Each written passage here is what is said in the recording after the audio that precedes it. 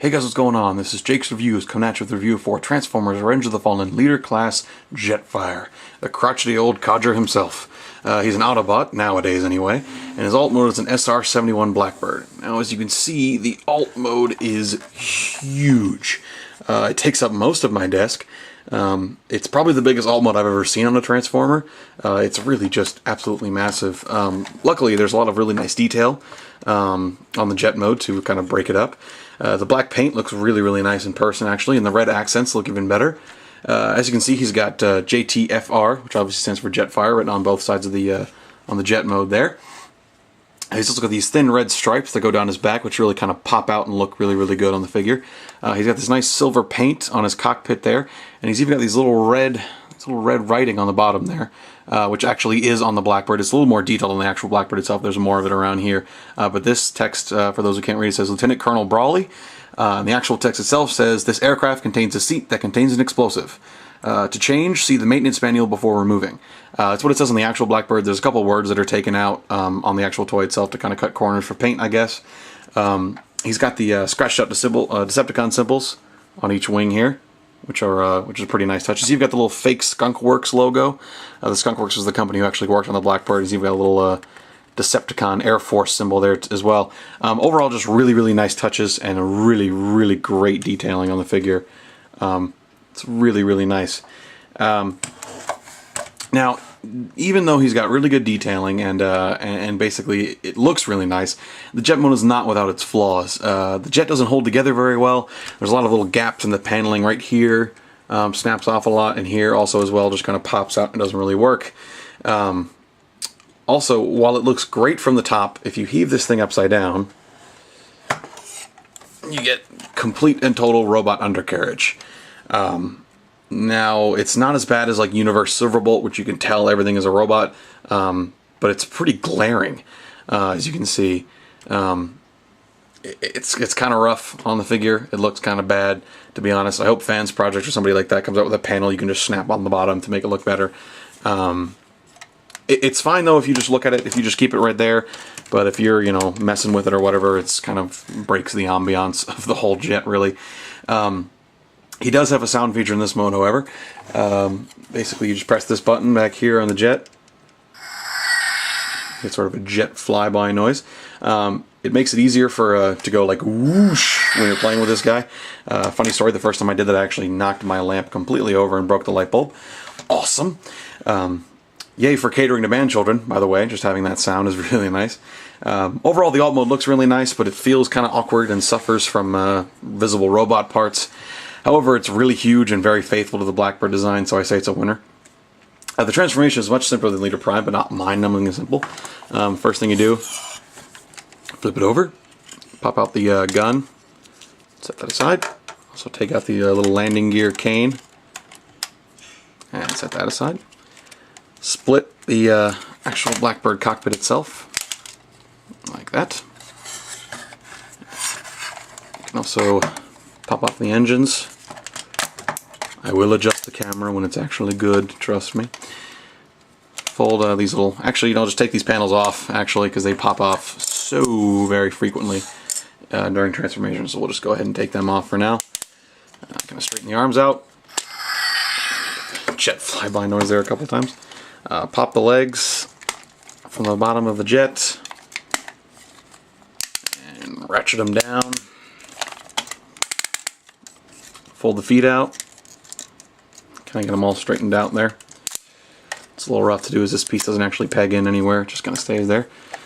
And there is a fold back his landing gear, and his legs are basically done. You can see. To get to the sort of top of the jet here, all the way up here. You can fold these down. Sorry for the lighting problems there. All right, now you get a little interesting here. You unpeg this piece off completely, and then you unpeg this as well, and you kind of fold it down. You don't kind of fold it down. You separate these pieces, let them kind of dangle at the back. Fold it down and press it in, and you get transformation noises. Open up his little whiskers here, so you can see. Fold this piece down, rotate the jets, and kind of position them back wherever you want them. We'll now adjust the camera. Woo-wee, there we go. Camera adjustment. Alright, so anyway, you can see you kind of see his robot mode taking shape there. Fold his arms where you want him to go. And then unpeg these pieces and fold them up. And peg them together. Do the same over here. I don't have Benny Hill to help me with this one, I'm sorry guys. There we go. Alright. Now he's a little... Sometimes you will get the transformation noise 100,000 times before you're actually done transforming him. It happens with a lot of the guys that have the transformation noise. Straighten out his wrists.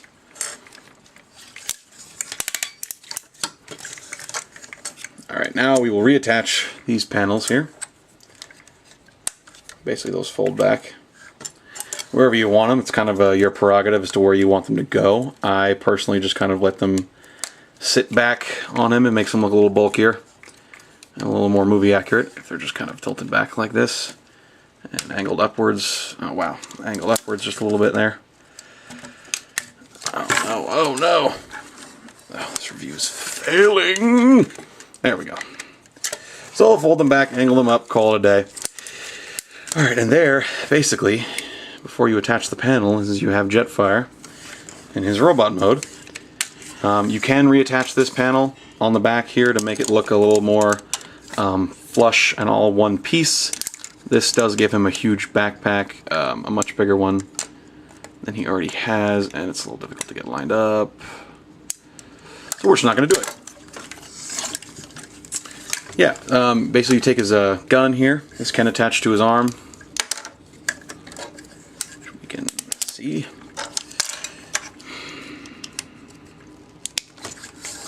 Right, and the missile does in fact fire. We'll get to that later though. You get his cane here. And you just kind of wrap that around his hand. It doesn't actually peg it anywhere. I was actually surprised that it didn't. But yeah, you just kind of get it in there and sit it on the ground, and there you really have Jetfire in robot mode. The robot mode is really, really nice. It's where you get to see the eternal glory of Jetfire, really. It's just fantastic. Now, the turbines don't actually turn into the legs, and the cockpit doesn't actually turn into the head like it does in the movie. However, they're painted and sculpted to look like they turn into turbines and cockpits, which is cheating, but damn it, it works. The paint's a little wonky. His arms can go... arms have these little white bits kind of on them, and also the gray. It does break up the color. The blue looks nice. I think the blue does look nice, but the white bits just kind of look odd considering how much they contrast with the rest of the paint on the figure. His mouth does open, kind of. I just realized his paint, his sculpted detail there is really nice. The beard is all soft rubber. I think a darker shade would have been good for a lot of the colors in the robot, but it still looks really nice. The articulation on this guy is actually pretty solid. His arms will basically go whatever which way you want them to go. They're all on ratchets, so it's pretty loud. His legs are pretty good too, but you have to keep them in one basic position or Jetfire will kind of fall over on you, whether it be forward or backwards. It's due to his hunched over design though, so it's almost okay for the figure. It's almost character appropriate that he'd be a little shaky in robot mode. Basically, the robot mode looks really nice, I think. Not without its problems. It's got a lot of sculpted detail, but not a lot of painted detail, which is kind of unfortunate. But the head sculpt is really good, and it just feels nice. He does have lights and sound in this mode. You basically just pull this lever down here, and you apparently get the transformation noise. What the hell? Wow! Apparently my Jetfire is broken. Jetfire's my name. There it is. Jetfire's my name. Have you heard that? But it was Jetfire's my name. That's what he said. His head lights up and his head moves a little bit. Because of that, you do sacrifice head articulation because it just kind of wobbles around. But it looks pretty nice. His missile does fire, like I said. You just pull the launcher here and boom, it does in fact fire. Overall, Jetfire is a very, very nice figure. The alt mode does have some problems, but the robot mode is just really, really nice, I think. They cut some corners due to the combined mode, but I think Hasbro still did a damn good job with this figure. He's definitely one of my favorites. I would say pick him up as soon as you can find him. He's very, very, very good. This has been Jake's Reviews, Connacht's Review for Transformers Revenge of the Fallen Leader Class Jetfire. Thanks for watching, guys.